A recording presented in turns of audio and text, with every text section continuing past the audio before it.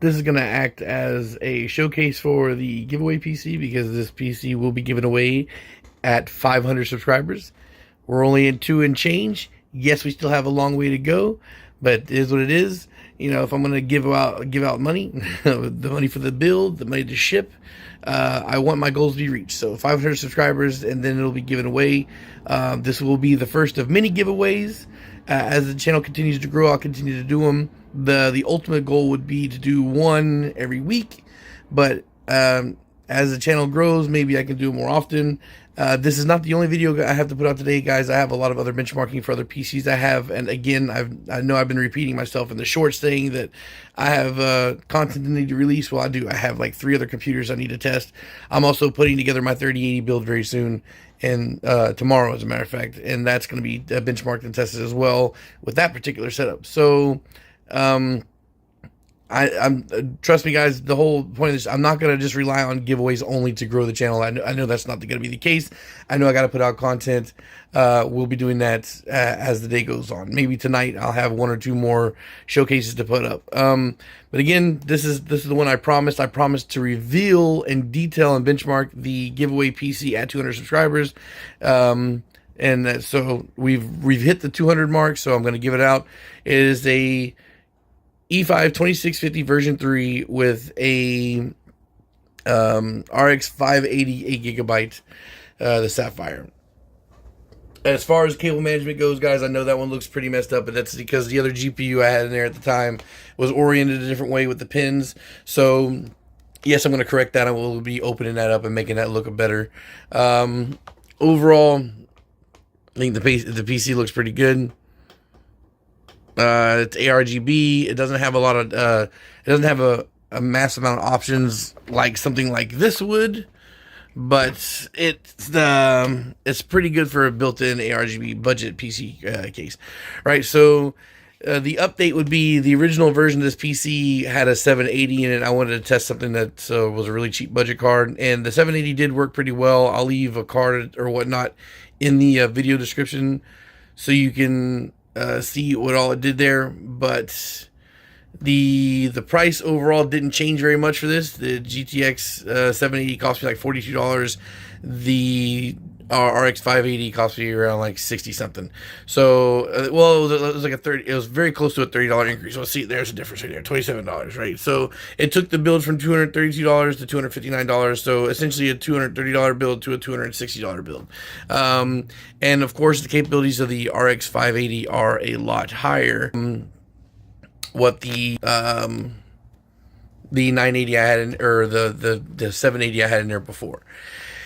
So with that being the case, I was able to play a couple more games I wasn't able to before. When originally testing the 780, I was able to get Warhammer in there.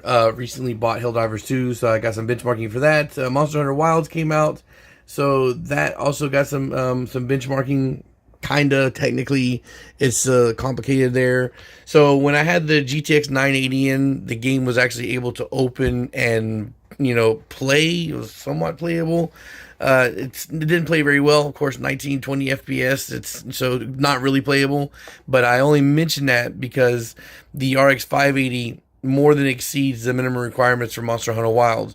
But for some reason, it's having issues playing the game.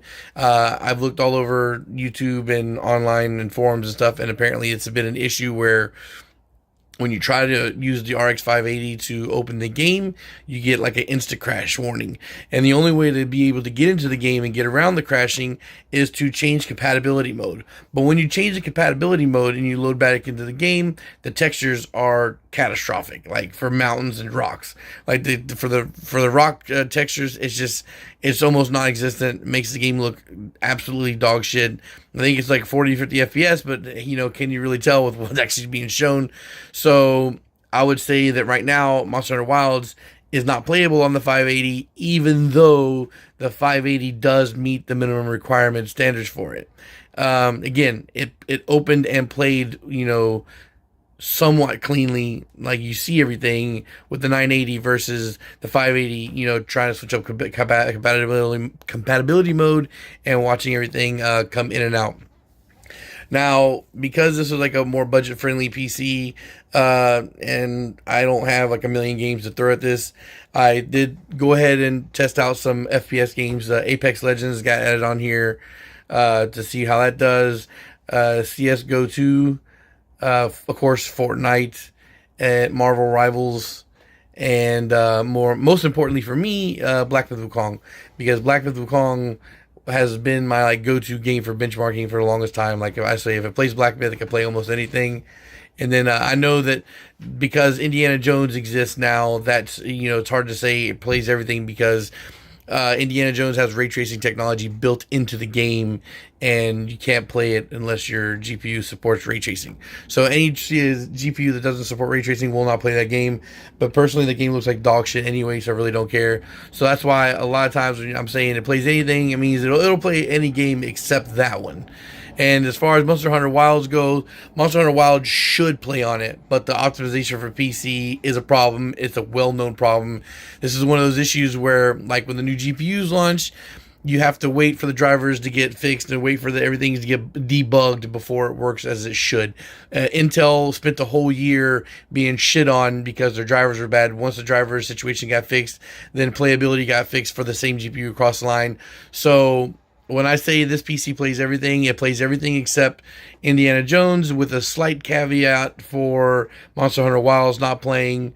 But I wouldn't be super shocked if in the next couple months the issues with Monster Hunter Wilds not being optimized for PC gets worked out, and then at that point, my Monster Hunter Wilds should play on here, at 30, 40 FPS without issues. All right, guys. So again, I think this is a pretty solid PC for a giveaway. Like, again, it plays everything except Indiana Jones you could expect to go on it. Everything's at playable. All the FPS games on here that we tested out were well over 100 FPS. Black Myth Wukong super shocked me and surprised me how well it played. And now I know that, when you're looking at resolution, 1080p versus 1440p, the GPU comes more into effect when it's 1440p over the CPU. So I decided to throw 1440p low at it and see what it did. And it did surprisingly well. As a matter of fact, I think at 1440p, with lower super resolution when frame gen on, I think that it performed the best. At 1080p, the game didn't feel and look and feel as clean playing it as it did at 1440. So, if you compare all the gameplay footage across the board for frame gen on and off and for 1440p, it seems like with the frame gen on, it's when the CPU usage was in the 20s for the most part across the board, with a low dip into the high teens for a moment, and the highs being up to the 30s. But overall, it seems like the 1080p versions of me playing the game, the benchmarking, were able to spike as high as 30% usage versus the 1080p, which I think the highest usage was 24 or maybe 26% usage of the CPU. But then again, anyway, I guess it's nickel and diamond little things. The feel of playing the game, it felt the best at 1440p with frame gen on. And for those people who like to complain about frame gen, it's here to stay. It's not going anywhere. The technology's only getting better. They're going to lean more into it, guys. So you have to get over yourself with the resolution stuff. At the end of the day, Black Myth Wukong would be the hardest game that I played on this game, or the one that should be the one that's the most graphically demanding, and I think it played well. Actually, in my gameplay footage for here, I got the closest to killing that Tiger Vanguard asshole than I have like ever. And I've been grinding on that guy for a long time.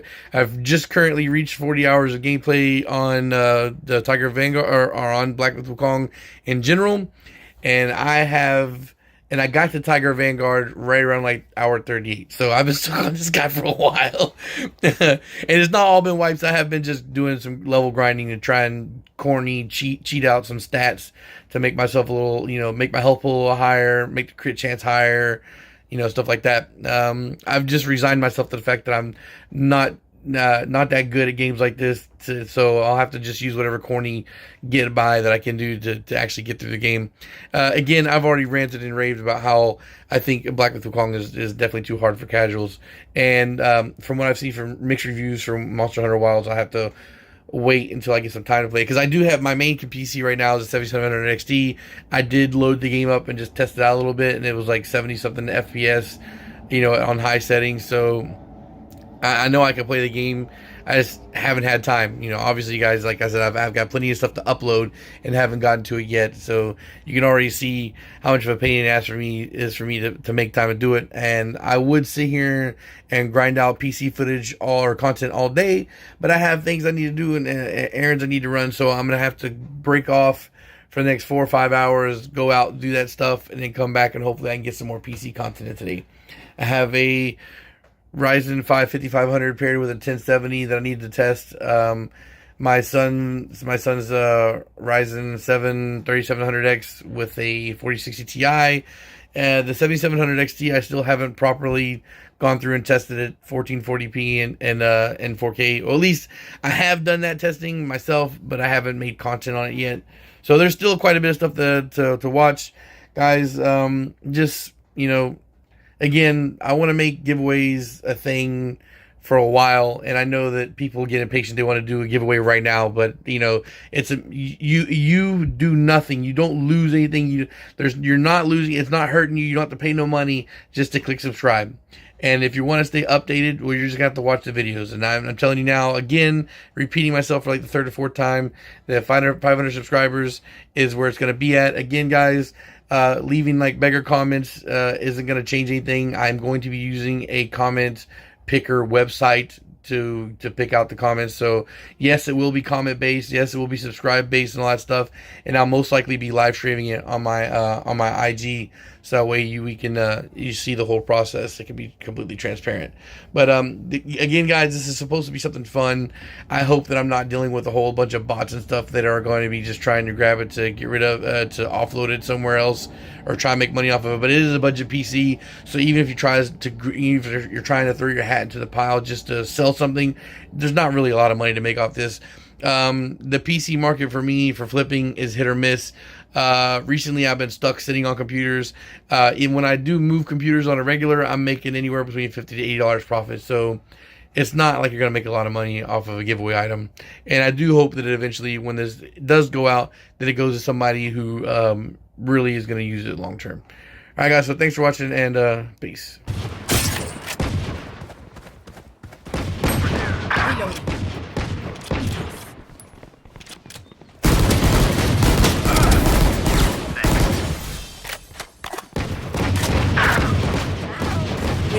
Reloading. Charge your Stop fire.